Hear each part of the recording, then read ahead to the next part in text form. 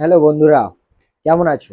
আজকের এই ভিডিওটা কোষে দেখি 1.2 বাস্তব সংখ্যা চ্যাপ্টারের কোষে দেখি 1.2 পার্ট 2 হতে চলেছে।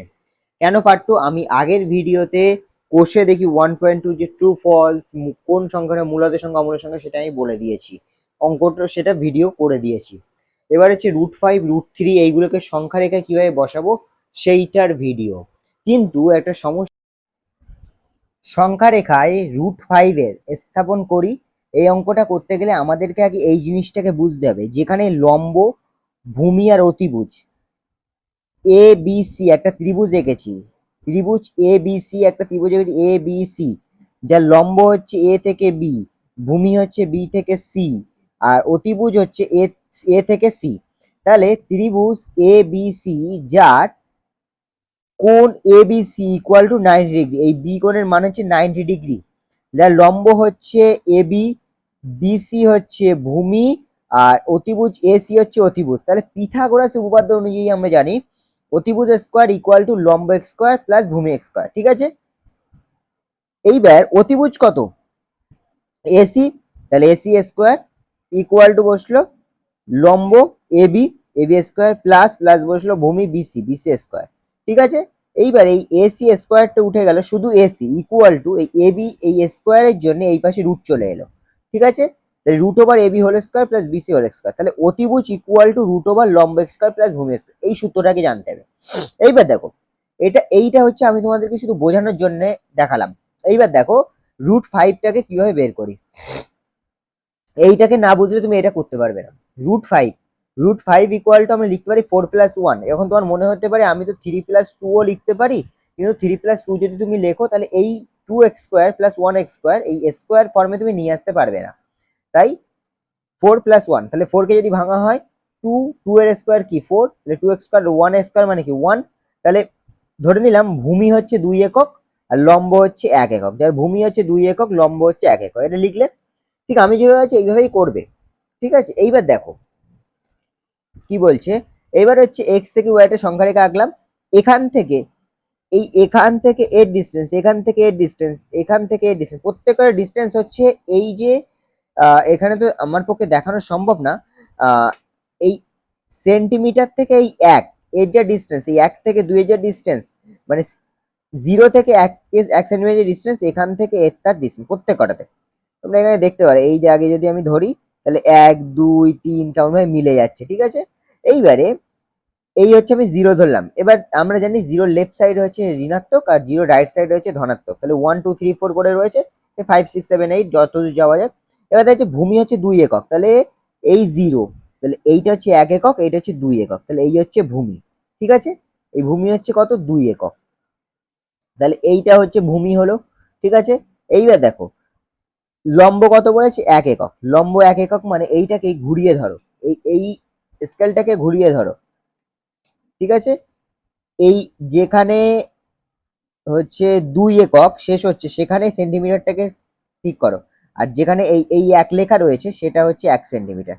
দেখো এই 1 সমান এই জায়গাটায় হচ্ছে, দেখতে পাচ্ছ এখানে হলো, তাহলে এটা হচ্ছে লম্ব হলো। ঠিক আছে, তাহলে এইটা হলো ভূমি, এটা হলো লম্ব হলো। আর এইবারে কি করতে হবে, এইবারে এখান থেকে এইটাকে মিলিয়ে দিতে হবে, এই এ আর সিটাকে মিলিয়ে দিলে। ঠিক আছে, মেলানোর পরে কি হবে, এই এ থেকে সি এর যে মাপটা নিতে হবে কম্পাসে, এখানে কম্পাস বসাবে।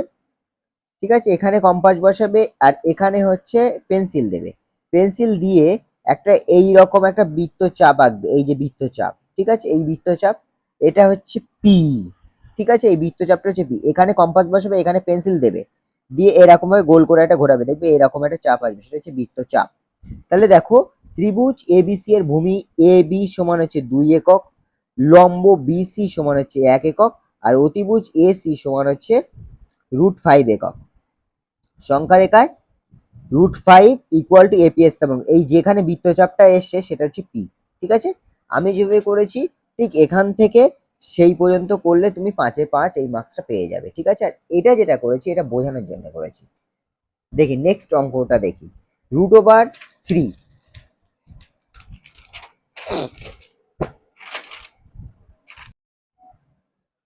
পরের অঙ্কটা হচ্ছে সংখ্যা রেখায় √3 কে স্থাপন করি। √3 ইকুয়াল টু আমরা কি লিখতে পারি, √2x²। √2 কেন, এই √2 আর x² দিলে তাহলে 2 হয়ে যাবে, প্লাস 1 হোল স্কোয়ার। তাহলে ভূমি কি √2 আর লম্ব কি 1 একক। দেখো ABC একটা ত্রিভুজ এঁকেছি যার ভূমি হচ্ছে √2, √2 এর মাথায় x², তার মানে কি x², তাহলে √2x² মানে 2, তাহলে 2 + 1 মানে 3, তাহলে √3 চলে আসছিল। এবার দেখো ভূমি হচ্ছে √2, লম্ব হচ্ছে 1 একক, আর অতিভুজ হচ্ছে √3। বোঝা গেছে। এবার দেখো এই √2 কে ভূমি যেটা, সেইটার তো আগে বের করতে হবে, সেটাকে আগে ভাঙতে হবে। তাহলে √2 কে আমরা কিভাবে ভাঙতে পারি, যেহেতু রুট ফর্মে আছে, তাহলে 1x 1 + 1, তাহলে 1² + 1x²। তাহলে এই √2 এর লম্ব 1 একক, ভূমি 1 একক। এইবার দেখো, এইবারে এখানে একটা আঁকলাম সংখ্যা রেখা, এখানে 0 ধরলাম। ফার্স্ট কি বলছে, লম্ব 1 একক, এখান থেকে এর দূরত্ব 1 একক, মানে স্কেলে 1 সেন্টিমিটার। এখান থেকে এর 1 সেন্টিমিটার, যেহেতু এটা হচ্ছে ভূমি আর এটা হচ্ছে লম্ব, এটা হচ্ছে 1 সেন্টিমিটার। এখানে বসিয়ে এই √2 তে বসিয়ে এটা হয়ে গেল তোমার হচ্ছে √, এটা হচ্ছে গেল এইটার জন্য। ঠিক আছে, এইটা এই পর্যন্ত আসলে কমপ্লিট। এবার এই এ আর সিটাকে মিলিয়ে দাও, এই এ আর সিটাকে মিলিয়ে দাও, তাহলে এটা কি হলো, √2। এই যে √2, এইটার ফরমেশন এরকম আসছে। বোঝা গেছে, এইটা হচ্ছে √2, যার লম্ব 1 একক, ভূমি 1 একক। দেখো এইটাকে যদি তুমি চেপে ধরো, দেখো এই ফরমেশন আসছে, তাহলে এটা হচ্ছে √2। দেখো এইভাবে চেপে ধরলে এই যে অতিভুজ এসি যেটা আছে, অতিভুজ এসি যেটা আছে সেটা হচ্ছে √2, আর এবি হচ্ছে 1 একক, আর বিসি হচ্ছে 1 একক। বোঝা গেছে। এইবার দেখো ভূমি √2, তাহলে এটা তো ভূমি, এখান থেকে এটা যেটা আমরা অতিভুজ বলছি সেটা কিন্তু এর আবার ভূমি। ঠিক আছে, এইবার এই ভূমিতে লম্ব কত, 1 একক, তাহলে এখান থেকে এর দূরত্ব কত, 1 একক। এই সি থেকে ডি এর দূরত্ব 1 একক, মানে আমাদের হচ্ছে স্কেলে 1 সেন্টিমিটার। এখান থেকে এটা বসালাম। এবারে এর সাথে এটার নাম দিলাম ডি, এর সাথে ডিটাকে মিলিয়ে দিলাম। এ থেকে ডি এর, এ তে কম্পাস বসাবে, ডি তে পেন্সিল ঠেকাবে, ঠিকই এরকম ভাবে একটা বৃত্তচাপ আঁকবে। দেখো এখানে আমি কিউ, এই কিউ হচ্ছে এই বৃত্তচাপ। ঠিক আছে, তাহলে এখানে লেখা রয়েছে ত্রিভুজ এবিসি এর ভূমি হচ্ছে 1 একক, ইকুয়াল টু 1 একক সমান এবি। ত্রিভুজ এবিসি এর লম্ব হচ্ছে 1 একক, যেটা হচ্ছে বিসি। ত্রিভুজ এবিসি এর অতিভুজ এসি, যেটা হচ্ছে √2, আর ত্রিভুজ এসিডি এসি ইকুয়াল টু √2।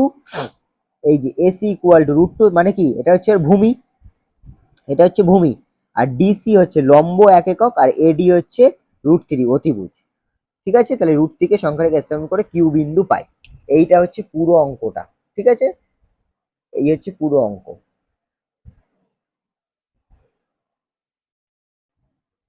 এবার দেখো আমি আগে যে অঙ্কগুলো করিয়েছি সেই অঙ্কগুলো তুমি যদি বুঝতে পারো, তাহলে √5, √6, √7 আর এগুলোকে সব একই সাথে সংখ্যা রেখে স্থাপন করা তুমি বুঝতে পেরে যাবে। ঠিক আছে, আশা করি ভিডিওটা ভালো লাগবে।